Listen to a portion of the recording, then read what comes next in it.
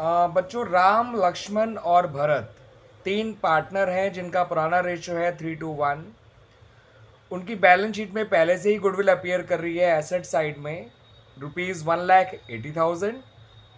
Lakshman retire हो गया और उसकी रिटायर होने पर पूरे फर्म की जो गुडविल वैल्यू करी गई वो ₹2,52,000 थी।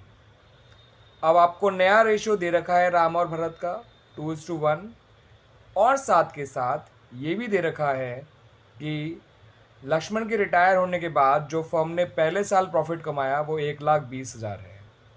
आपसे इस क्वेश्चन में जर्नल एंट्रीज मांगी गई हैं, तो मैं बता दूं बच्चों आपको क्या क्या स्टेप्स फॉलो करने हैं ताकि आप खुद भी अंदाज़ा रखा करें कि ऐसा क्वेश्चन आ जाए तो आपको किस तरह से स्टार्ट करना है और कैसे एंड करना है। तो क्योंकि यहाँ पर आपको ओल्ड रेशियो और न्यू रेशियो दोनों गिवन है, तो सबसे पहले राम और भरत का गेन निकालिएगा new share minus old share करके। अगर दोनों गेन कर रहे हैं तो गेनिंग रेशियो भी निकाल लीजिएगा। ठीक है बच्चों। और फिर देखिए यहाँ पर कितनी एंट्रीज बनेंगी वो देखते हैं। गुडविल जो अपीयर कर रही है उसे राइट ऑफ कर दीजिएगा in the old ratio of the partners. तीनों पार्टनर डेबिट हो जाएंगे, गुडविल क्रेडिट हो जाएगी। और जो गुडविल वैल्यू करी गई है हर एक पार्टनर के गेन को और हर एक पार्टनर के सेक्रीफाइस को फर्म की गुडविल से मल्टीप्लाई कर दीजिए। गेन वाला पार्टनर डेबिट हो जाएगा, सेक्रीफाइस करने वाला पार्टनर क्रेडिट हो जाएगा। गेन करने वाला पार्टनर किस अमाउंट से डेबिट होगा सुन लीजिए बच्चों, हिज गेन इनटू फर्म की गुडविल। सेक्रीफाइस करने वाला पार्टनर किस अमाउंट से क्रेडिट होगा, his sacrifice into firms goodwill. आपको मैं यहाँ पे एक चीज़ बता दूं बच्चों, जो भी पार्टनर रिटायर होता है वो तो सेक्रीफाइस करता ही करता है because his new share is 0, तो उसका ओल्ड शेयर ही उसका सेक्रीफाइस है और वो क्रेडिट ही होता है एडजस्टमेंट एंट्री फॉर गुडविल में। अब जो रिमेनिंग पार्टनर है अगर वो उनका new share minus old share positive आया तो वो गेन कहलाएगा, नेगेटिव आया तो सेक्रीफाइस कहलाएगा, और नॉर्मली वो पॉजिटिव ही आया करता है। तो देयर गेन इनटू फर्म की गुडविल और वो डेबिट हो जाएंगे। रेयरली अगर कोई सेक्रीफाइस करता है रिमेनिंग पार्टनर में तो वो भी क्रेडिट हो जाएगा किस अमाउंट से, हिज सेक्रीफाइस इनटू फर्म की गुडविल। क्लियर बच्चों। तो अब ये तो हो गई सेकेंड एंट्री। अभी एंट्री का एक बाकी है बच्चों भी। Profit of the first year और न्यू पार्टनरशिप जो बांटा जाएगा वो बांटा जाएगा in the new ratio of all the remaining partners. All the तो मुझे बोलना ही नहीं चाहिए था, ऑल द से कन्फ्यूजन हो रहा है।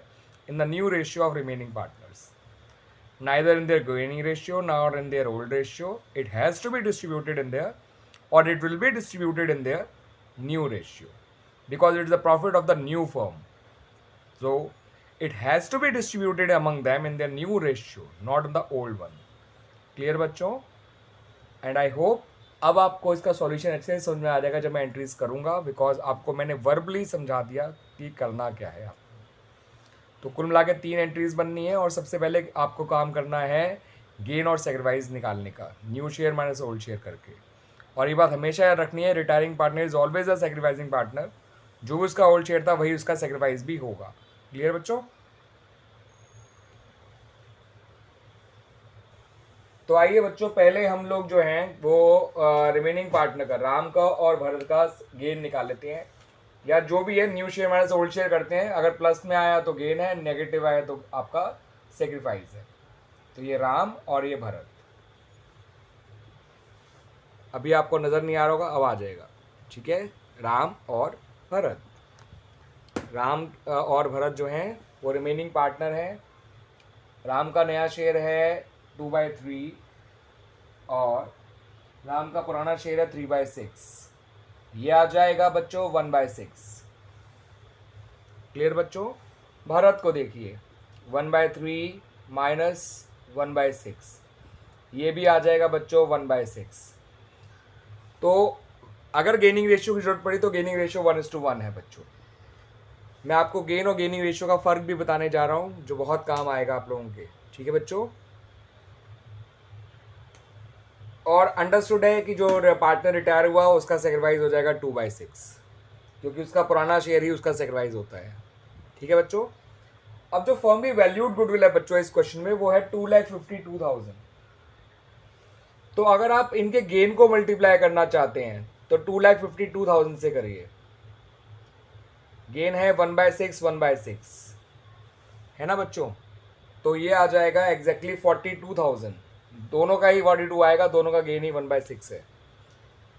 क्लियर बच्चों? और अगर आप गेनिंग रेशियो का यूज करना चाहते हो तो पहले आप पता करो कि जो पार्टनर रिटायर हुआ उसकी गुडविल कितनी है। तो उसकी गुडविल मैं आपको बता दूं बच्चों, उसका शेयर है 2/6 और पूरे फर्म की गुडविल है 2,52,000, तो उसके हिस्से की गुडविल आ जाएगी 84,000। अब आप इस 84,000 को 1:1 के रेशियो में बांट के देखो, तो भी 84,000 को जब आप गेनिंग रेशियो में बांटोगे जो 1:1 है यानी 1/2 करोगे, तो भी 42,000 आ रहा है। तो कहने का मतलब मेरा बच्चों ये था कि अगर आप रिटायरिंग पार्टनर की गुडविल का यूज़ कर रहे हो तो आपको गेनिंग रेशियो का इस्तेमाल करना है एडजस्टमेंट एंट्री के लिए, और अगर आप पूरे फर्म की गुडविल का इस्तेमाल कर रहे हो तो आपको उनके गेन से मल्टीप्लाई करना है। ये बहुत बारीक बात है बच्चों, ध्यान रखिएगा। Multiply the gain with the firm's goodwill और multiply the gaining ratio with the retiring partners goodwill, you will always get the same answer. जैसे आपने यहाँ पे देखा 252 इंटू 1/6 करा तो भी 42 आया था, और 84 इंटू 1/2 करा तो भी 42 आया है। गेन को करना है तो फर्मी गुडविल से करिए, गेनिंग रेशियो करना है तो रिटायरिंग पार्टनर गुडविल से करिए। अब आ जाते हैं बच्चों जर्नल एंट्रीज पे, क्योंकि पहला स्टेप हमारा परफॉर्म हो चुका है, अब बाकी एंट्रीज वाला स्टेप रह गया है बस। तो बच्चों देखिए पहली एंट्री क्या होगी, पुरानी गुडविल राइट ऑफ करने की। तो उसमें तो हमारे राम, लक्ष्मण एंड भरत तीनों डेबिट हो जाएंगे। राम का भी कैपिटल अकाउंट डेबिट हो जाएगा, लक्ष्मण का भी कैपिटल अकाउंट डेबिट हो जाएगा, और भरत का भी, तीनों के कैपिटल अकाउंट डेबिट हो जाएंगे,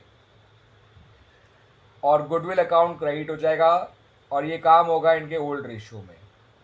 जो पुरानी गुडविल है वो 1,80,000 थी, तो 1,80,000 को जब बांटोगे 3:2:1 में, तो 90,000, 60,000 और 30,000 आएगा बच्चों।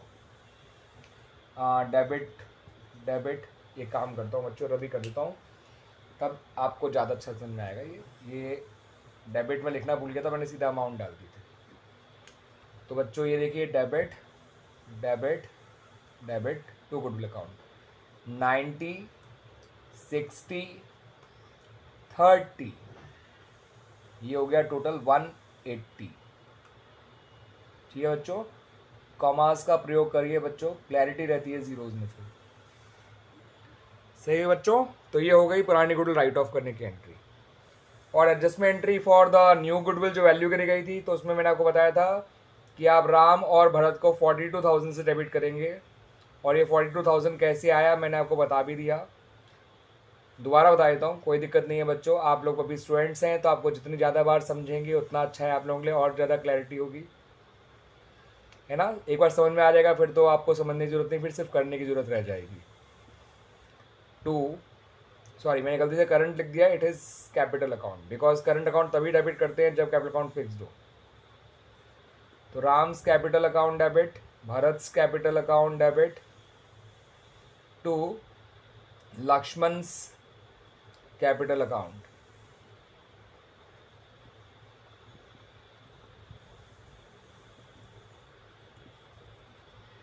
ये आ जाएगा बच्चों 90, ये आया था 84,000 आया था, 2,42,000 का 2,52,000 का 1/6, और ये लोग क्या आए थे 42,000 जो कि 84,000 को गेनिंग रेशियो में बांटने से भी आ गया था 1:1 में, या फिर फर्म की गुडविल को 1/6 और 1/6 जो इनके गेन थे उससे मल्टीप्लाई करके भी आ गया था। ठीक है बच्चों, अब हम बात करेंगे लास्ट एंट्री की जो प्रॉफिट को बांटने की है ऑफ द न्यू फर्म। आ जाइए बच्चों, तो profit of the new firm जो बांटा जाएगा उसकी एंट्री होगी profit and loss appropriation account debit, क्योंकि हमें प्रॉफिट को डिस्ट्रीब्यूट करने की एंट्री पास करनी है। प्रॉफिट को profit and loss appropriation account में कैसे आया वैसे उसकी एंट्री होती है profit and loss account debit to profit and loss appropriation account, वो है नेट प्रॉफिट की एंट्री। हमें बनानी है डिविजिबल प्रॉफिट की एंट्री, क्योंकि हमें प्रॉफिट डिस्ट्रीब्यूट करने की एंट्री मांगी गई है, नेट प्रॉफिट की नहीं। और ये केवल राम और भरत में बांटा जाएगा, बिकॉज ये नए फर्म का प्रॉफिट है, नए रेशो में ही बटना चाहिए। तो राम और भरत हमारे क्रेडिट हो जाएंगे, राम्स कैपिटल अकाउंट और भरत कैपिटल अकाउंट। यहाँ आ जाएगा 1,20,000 और नया रेशियो है आपका 2:1, तो 80,000 से हमारा राम क्रेडिट हो जाएगा, 40,000 से भरत क्रेडिट हो जाएगा। क्लियर है बच्चों? ये देख लीजिए। आई होप पूरा विजिबल हो रहा होगा आपकी स्क्रीन पे पूरी entry. This is the entry for divisible profit. Clear बच्चों? और इस तरह से हमारा ये क्वेश्चन कंप्लीट हो जाता है। ठीक है बच्चों?